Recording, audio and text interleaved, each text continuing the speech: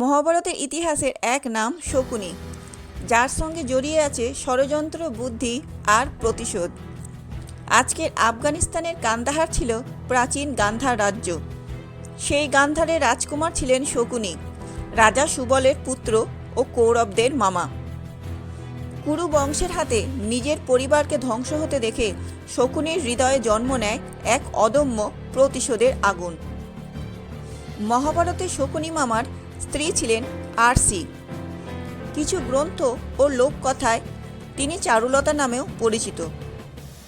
তিনি গান্ধারের রাজপ্রাসাদে শকুনির সঙ্গে ছিলেন এবং পুত্রদের লালন পালনে সক্রিয় ভূমিকা পালন করেছিলেন।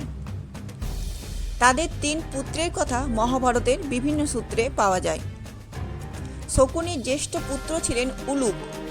কুরুক্ষেত্রের যুদ্ধের আগে উলুক কৌরবদের দূত হয়ে পাণ্ডবদের শিবিরে যান। তার কণ্ঠে ছিল ঘৃণা, অহংকার আর যুদ্ধের আহ্বান। কিন্তু যুদ্ধের শেষ দিনে উলুক নিহত হন পাণ্ডব সহদেবের হাতে। পুত্রের এই মৃত্যু শকুনির প্রতিশোধ স্পৃহাকে আরও উস্কে দেয়। শকুনির দ্বিতীয় পুত্র ছিলেন বৃকাসুর। বলা হয় এক যজ্ঞের মাধ্যমে জন্ম নেয়া বৃকাসুর অত্যন্ত শক্তিশালী যোদ্ধা ছিলেন। কুরুক্ষেত্রে তিনি নকুলের সঙ্গে ভয়ঙ্কর যুদ্ধ করেন এবং সেখানেই নিহত হন। শকুনির তৃতীয় পুত্র ছিলেন বিপ্রচিত্তি। বিপ্রচিত্তি তুলনামূলকভাবে নীরব চরিত্র ছিলেন। যুদ্ধের শেষে তিনি জীবিত ছিলেন এবং পরবর্তীকালে গান্ধারের শাসনভার গ্রহণ করেছিলেন বলে ধারণা করা হয়। সব কিছুর পরও কুরুক্ষেত্রের যুদ্ধে শেষ পর্যন্ত বাঁচতে পারেননি শকুনি।